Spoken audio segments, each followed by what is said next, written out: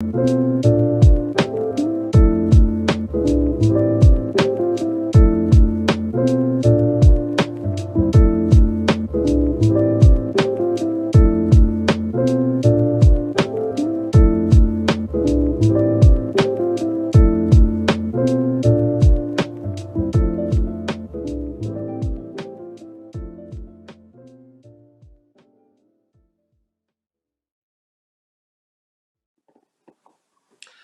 hello, and welcome, family. Welcome to Hope TV. It's so exciting to have you here with us. It means the world to us that you've tuned in today just for some hope.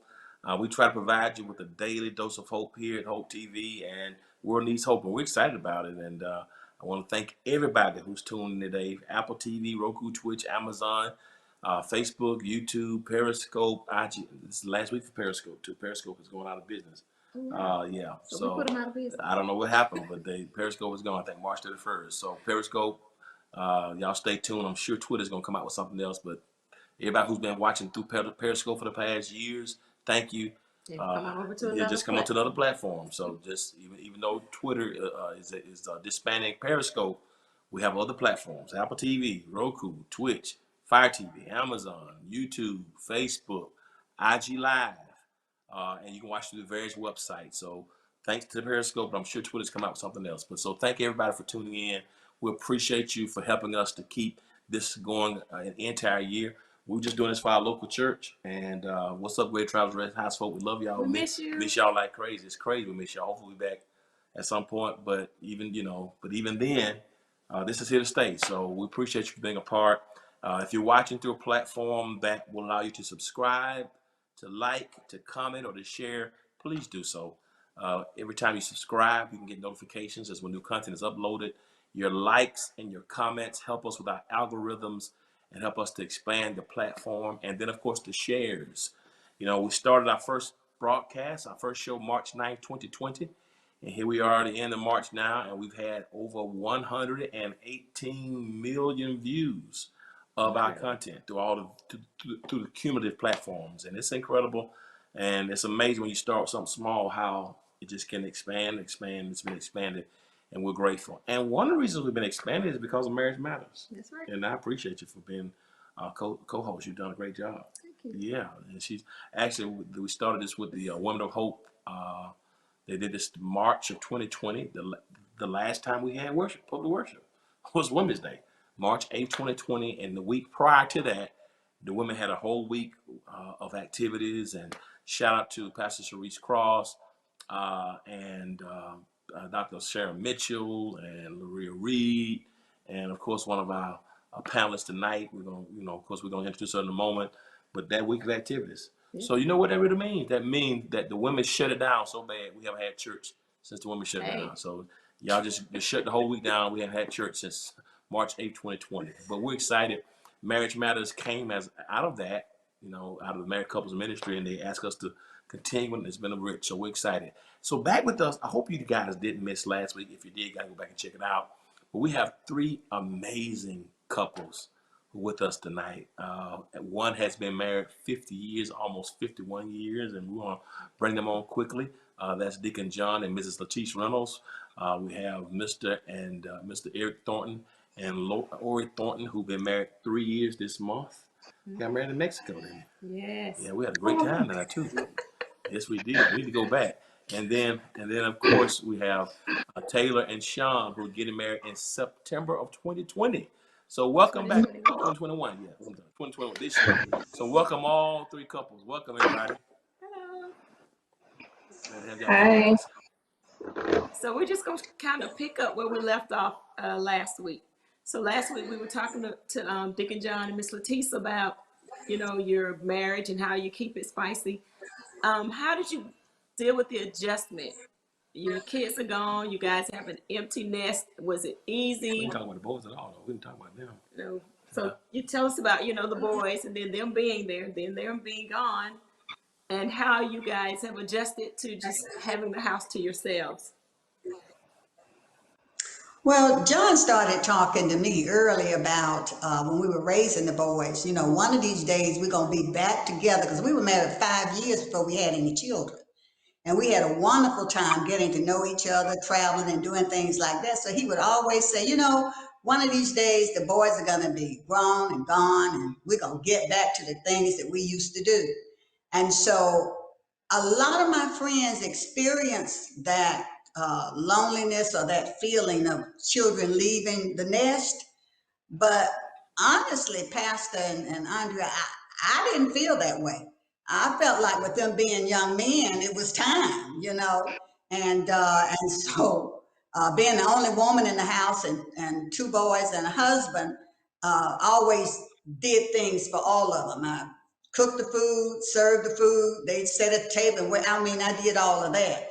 And so once it became time for them to move out on their own, I felt like we had done all we could do for them, and it was time. So I didn't go through that period. What about you, John? Oh, I'm gonna tell you just the short story of it is, uh, when young men get a certain age, they think they have certain rights, and the only way, you know, I let Jason and John know instantly. When you have your own light bill and your own gas bill, and you have your own place, and you have a key for it, then you can be grown. So they had no choice. The only way they could be grown, they had to have a key to get in and out of their place, because to this day they have never had a key to the house. Wow. We don't give our key I'm going to get out my to key our back. children. They can I'm not gonna have them coming and eating food out of the refrigerator and all of that, and I'm not here. So it's real simple. If they gonna come by, they know to call. Cause if they don't, if we're not here, they don't get in.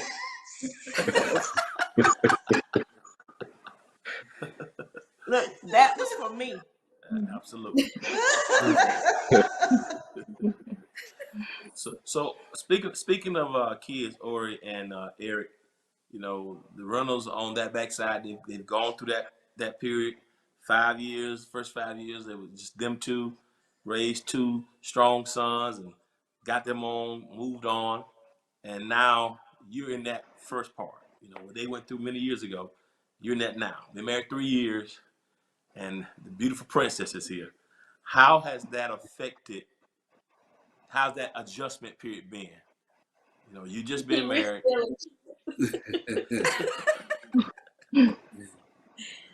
Oh man. You wanna start? So Olivia she'll be 20 months this week. And we are definitely still adjusting just because she changes. And so I would say from onset, my biggest challenge was, and still is sleep. There is no such thing of sleeping when you want to really anymore. And even if I have help, it's still like, you're still up and it's not what you think it is.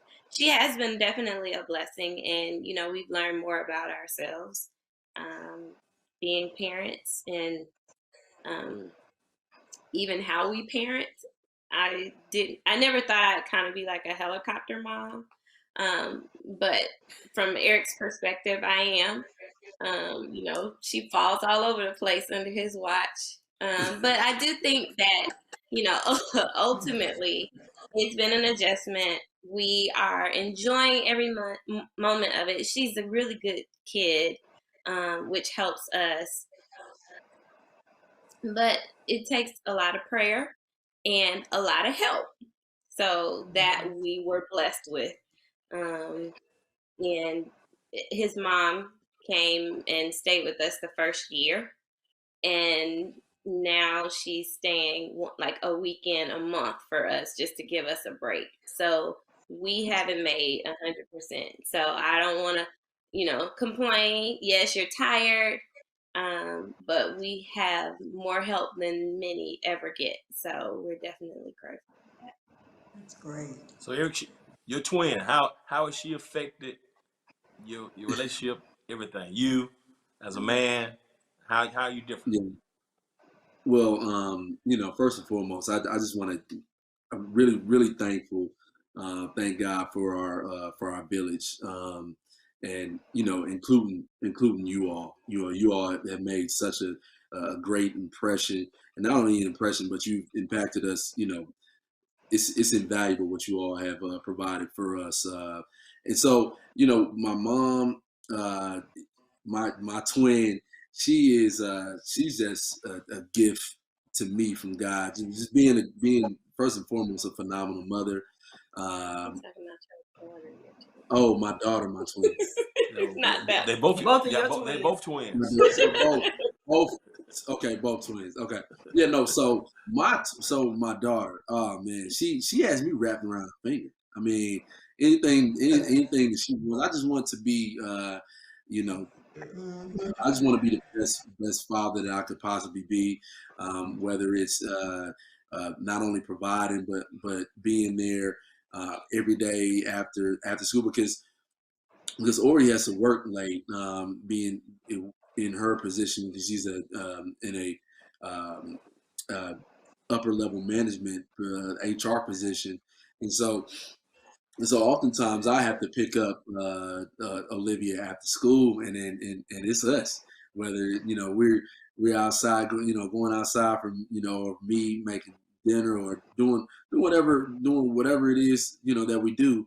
It's to me being able to be a father. I feel like is one of the most important things that I can do. Uh, in life. I want to be a phenomenal husband, a phenomenal father, and being able to spend time with her as much as I possibly can to me is so important. So let I me don't know ask if you I this. answered the full question. Yeah, that was it. But I want to ask you guys this because I know Ori very well, and I know that traveling schedule was kind of cut in half because Ori would just go on a vacation every other weekend if she could. So how has that Yeah. changed? Well, you know what?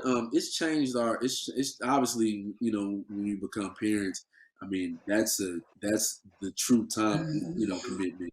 But what I try to do is when you know, or still goes out. Don't get that twisted now, y'all. She goes out. I just, I'm the type of man where I want her to have fun. I want her to go out. I feel like it's for your psychological development. I feel like it shouldn't be just on the woman to do everything, right, or to just take care of the child all the time. So I think we have a nice split. We split it up very well, and whenever she wants to go out, I really have no rebuttals. Go out, have fun. That's He One great. just thing got that's back from Las go ahead. Vegas. Is that say Las Vegas? He just returned from Las Vegas, so we balanced it. I got you. I want to ask you one thing right quick before we move on.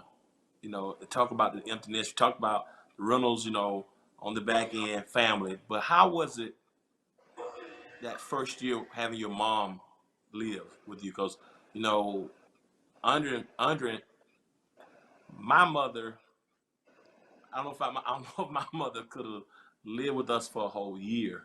Nah. I don't know because because yeah, Yeah. she just was taking over the house.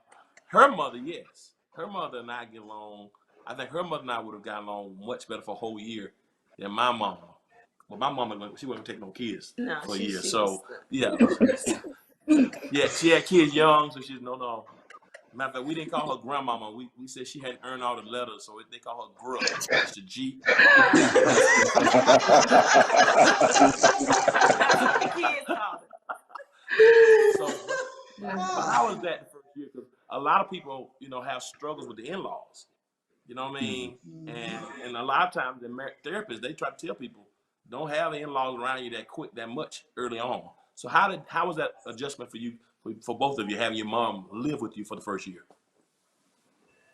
Well, I thought, well, first and foremost, that's cross because I mean, that was some phenomenal couples therapy. Like, I mean, I had to plug that. But you know, with my mom, honestly, I don't see how I don't see. I think that we're in a better place because my mom came, and she was so open to staying with us, and just, I mean, that energy is what we need. We really needed that, and honestly, we know that, you know, a lot of people aren't, as you know, don't have that, right? And so I just wanted to do as much as, you know, make her as comfortable as possible. Whatever you need, hey, you want some Cheesecake Factory, you know, I want to get it for you. Anything that you need, because she was, you know, not only was, I mean, she was our daycare as well. So, you know, every day we would go to work, and she would actually,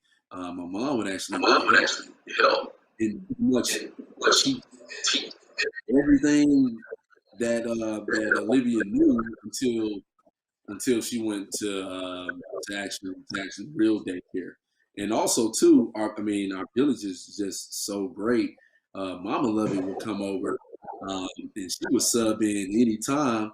And I mean, Mama Lovey being an educator, it's just we've seen so much development in our little princess Olivia. So it's a blessing. You know, that's something I don't take for granted at all. I'm very thankful for it.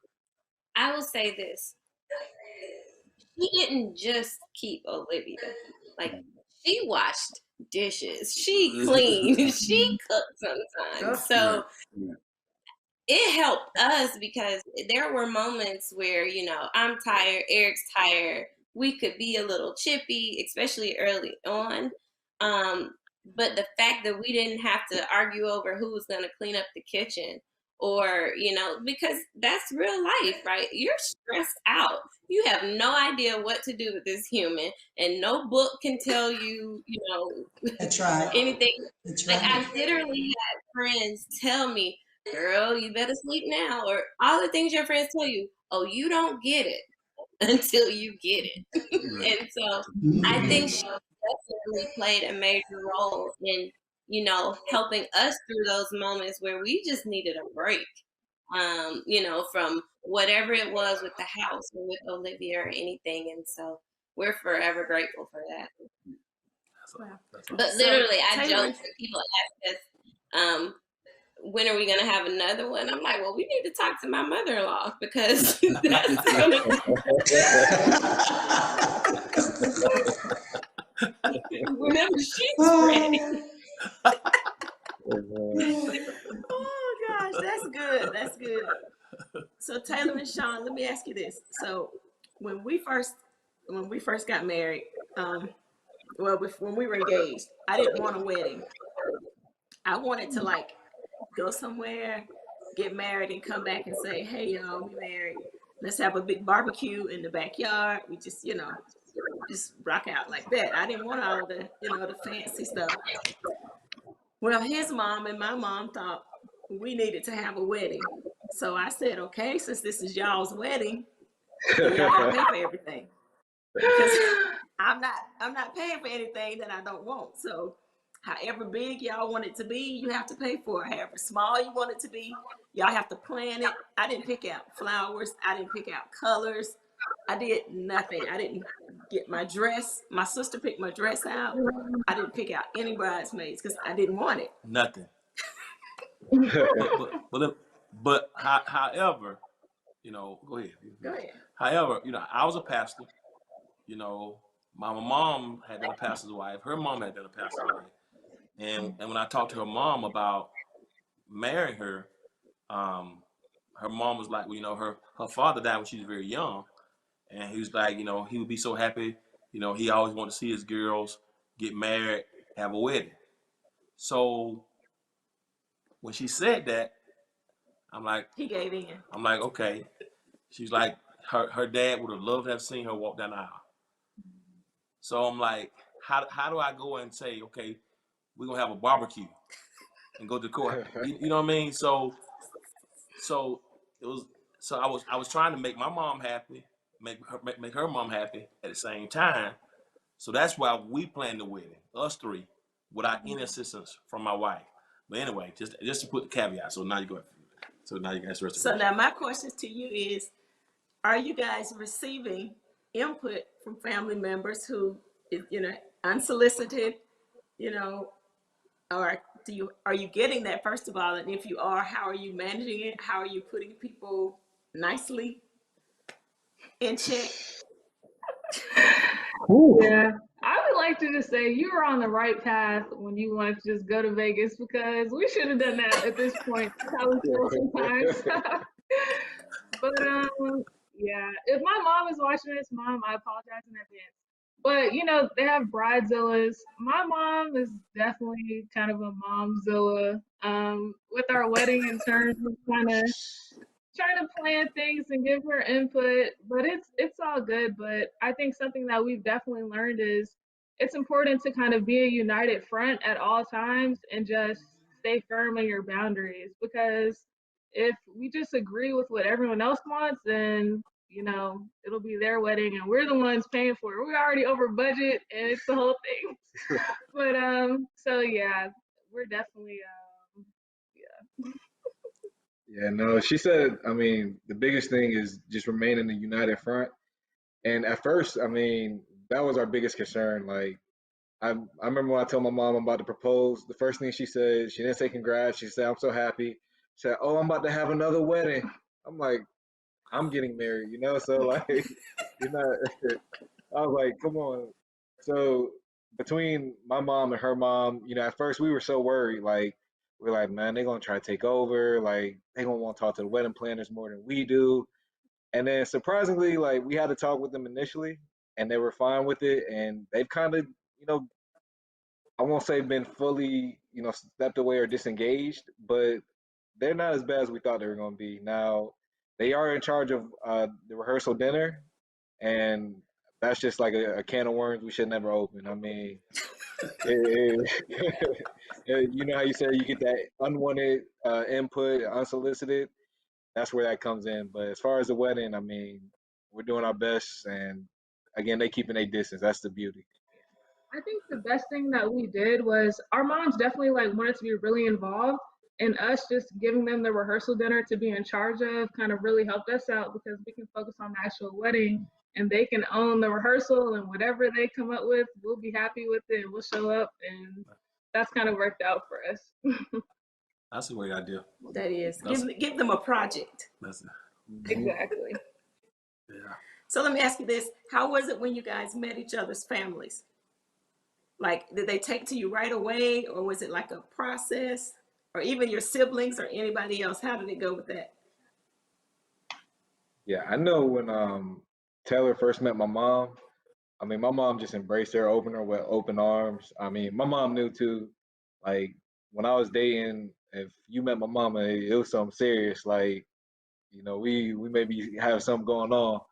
So when my mom met her, she loved her. I mean, again, fully embraced her, and it was no hesitation. You know, same thing with my dad, family members, brothers and sisters, same deal. I mean, it was no hesitation. It was just natural for everyone involved. So you know, that was that seamless transition she mentioned earlier, and then vice versa when I met her family, and I'll let her jump into that. Yeah, I will say, like, he wasn't there for this part, but when I first met his mom, he was in the bathroom or something, and she was basically just like, "My son is great. Like, you have a good one. Don't mess this up." Like, you know, just a little subtle threat. He wasn't there for that. But after that, you know, it was all great, of course. And his family's been super welcoming to me.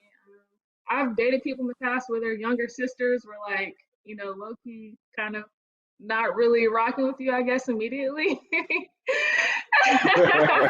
I've definitely dealt with that, but his younger sister is awesome. She's way better than what I was when I was her age, so she was my role model. But yeah, it has been really gone well. We're grateful for that.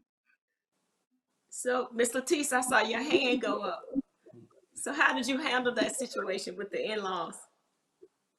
Well,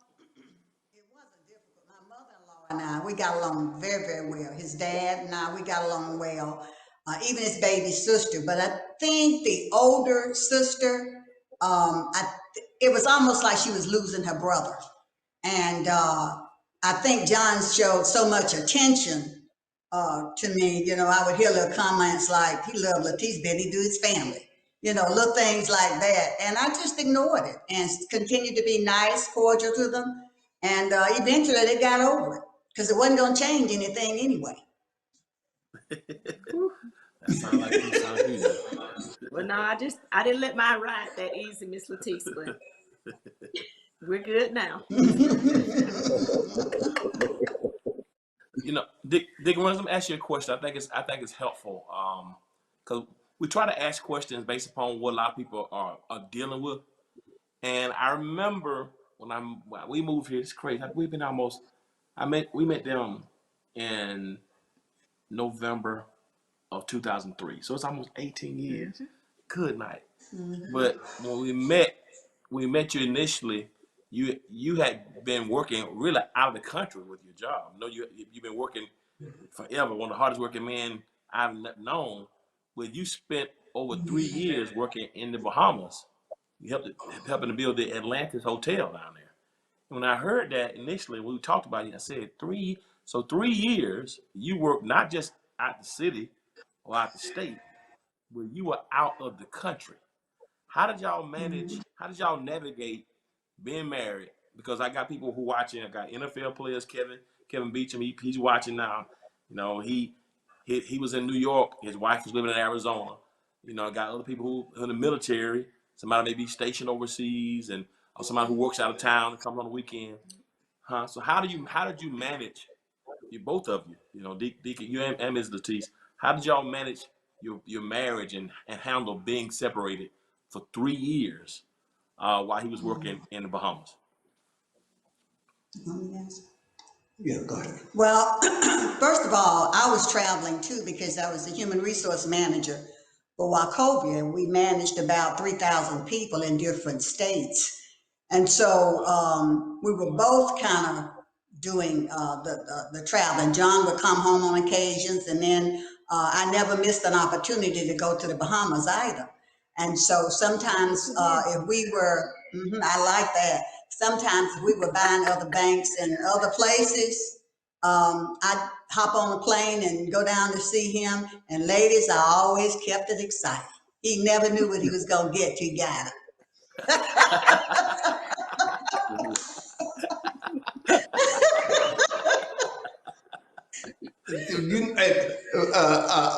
Ladies and gentlemen, you know, it was different, but it's a cultural difference. And so once you get to work and you have a job, you get wrapped up in your job, and before you know it, it's 2 or 3 weeks have gone by, and you've been so trying to get things on track doing a job until you're not thinking about your child or your children and your wife, other than just hoping that, you know, that they're doing well, because you're trying to make finances come together for them at home so things are fine. And what happens is, because Latisse would come down at different times, even I didn't know she was going to be there, but then the word gets out and it gets all the way back to the hotel and to the job. Tell John the missus is in town.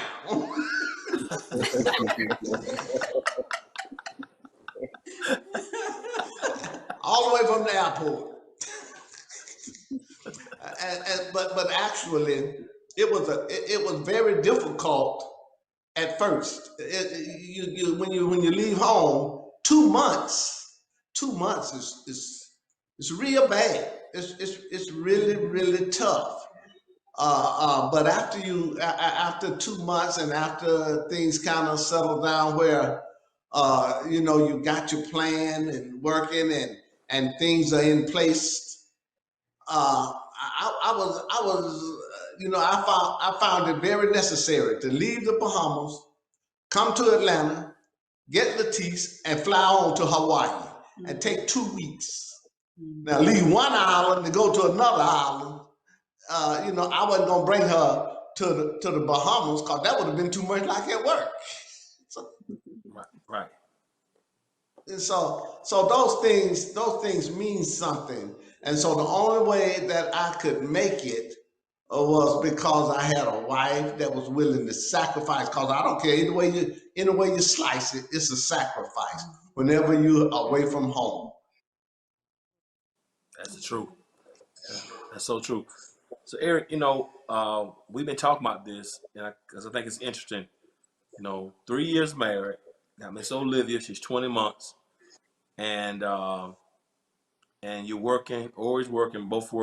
Both you're very, very involved in your professions, and then on top of that, now, and you're active in the community through our fraternity, and then now on top of that, now you start a business.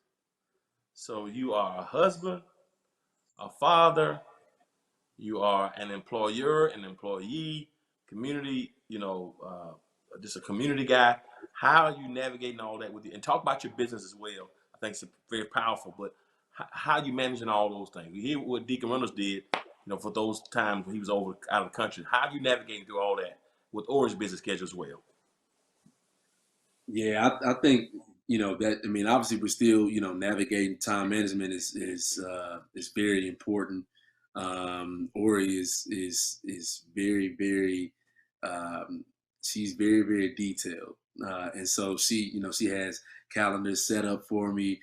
Sometimes I use them, but sometimes I don't. When I don't, she's always upset at me when I'm not using them. But she's a trooper. She's trying to get me to be a lot better as far as time management. But I'm definitely navigating, especially when we started the business when I would say, what was it, a year and a half or a year before?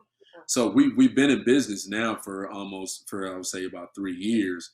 But the business really got heated up when my daughter was born. So we really had to navigate that. And I think one thing that's great is having a partner, having my wife that really we talk about our goals, and we know where we want to be, and we pray about it all the time. And I think one thing that she's very, very supportive when it comes to the business and where we want to take it. And I think that that's something that's so important, because she actually is the vice president of human resources with our with our company, and so we work together. I mean, obviously we're working as as employees. I'm a vice president at a bank, and she is a vice president as human resources at her job. And also we come together to run this company. Just a little bit of information about our companies. It's called Firm Care Life Sharing, and we provide in-home healthcare solutions to our clients on the pediatric as well as the geriatric, and we also provide a holistic approach as far as home care to anyone that we can help. Our company has been blessed to be able to provide free in-home services to the pediatric side, and now we are providing free in-home healthcare services on the geriatric side, and to anyone that can actually apply and actually be accepted into our programs, whether it's the Georgia Pediatric Program or the Community Care Service programs here in the Atlanta, Metro Atlanta, and Greater Georgia areas. So it's all about, for us, it's and also me to the core, it's all about helping my community, being that that I grew up in the Decatur area, in the on the south side of Atlanta, as well as in Atlanta areas, and operating in our communities, and especially in our poorer communities.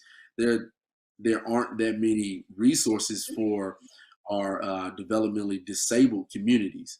And I feel like, obviously, we're in a position to be able to provide those services for someone that, for us that really care about our community. So, it's a great thing, but it was challenging at first, but now we're really getting our way now, because we're using our time management, and we're actually able to balance a lot better. So we're growing with our clientele, and we want to be able to help as many people as possible. That's awesome. Yeah. Well, one last thing, Sean and Taylor, this is a great question. I think is how it all flows together.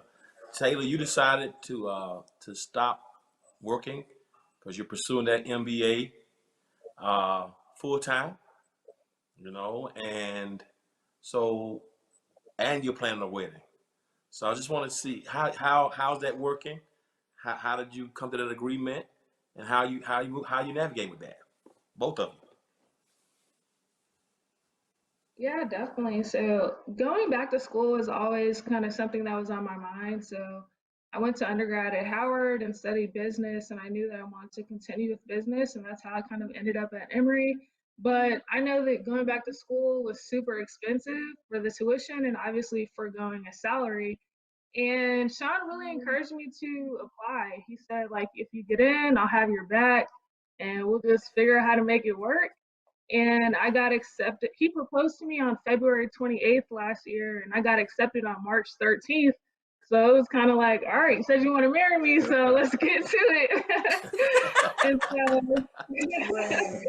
really, so he's really had my back. It's really been a blessing just to have a real support system, not only on a daily basis emotionally, but from a financial perspective as well. And then planning the wedding has been kind of stressful, but we're getting through it together. And the closer we get to the date, we're getting more excited. Yeah, it was definitely a big challenge. It was like, when I said it, I was being encouraging. I really wanted to help her follow her dream. And then when it happened, it was like, all right, let's go. So, it was just, again, it was one of those things. It was like, I felt I needed to support her in that, because it's something she's always talked about, procrastinated on. And, when she finally put her mind to it and went out there and applied, I was so happy for her. It was like, we have no choice but to make this work. So, I always want to do whatever needed to be done. If I had to go Uber Eats, DoorDash, whatever it may have taken, I was going to be down to take that route. Luckily we've been blessed. We haven't had to do anything extra outside of our day to day, and we're just making it work as much as we can. Trying to stick to a budget. Yes. Yeah, listen, y'all have been awesome. This time is, time flies when you're having fun, and y'all have blessed us. And everybody who's watching, I hope you've been blessed. Eric, give us your name, your business one more time. We're gonna put it on the bottom of the screen. Yeah, so it is Firm Care Life Sharing, and you can actually find us at www.firmcarelife.com. That's FIRMCARELIFE, firmcarelife.com. That's great. So if you know anybody who needs pediatric home care for the children or geriatric care for those who are older, this is a great company, great people that you can trust. Reach out to them. Listen, and if you're watching, any couple who's watching, if you are married, if you're engaged, and if you're dating, our married couples family ministry through Pastor Reese Cross, the church is offering now, it's called a relationship assessment. And you can go to the link that's on the screen right now. We want to challenge everybody. I don't care if you're married 3 years, 50 years, 25 years, consider marriage. There's a relationship assessment that you can take. So if you want to refresh, renew it. So anybody who's watching, if you're interested, all 3 levels are covered. So the link is on the information is on the screen right now. Go ahead and take that assessment. See how you're doing. See how you measure up, and maybe see how some areas you can improve on and work on. So it's there. Just here trying to improve and help us all just be better people and be better versions of ourselves. So we've been blessed today with John Latish Reynolds, Eric, and Ori Thornton. And of course, we're thankful about the future Green family that's coming this coming September of 2021. That you want to say before we leave? Nope. Just thank you guys so much. I love you all and we wish you all the best. Yes. Thank Awesome. you. Thank Same you. to you Thank all. you. Thank you. So thanks, Yeah. so thanks to everybody for tuning in. Hope you've been blessed by it. Hope you've been inspired by it. Please share this link with somebody you know. We're gonna close this broadcast, but as always, remember this: if you'll be good to God, then God will be good to you. Until next time, peace. Thank y'all. See That you was later. awesome. Thank you.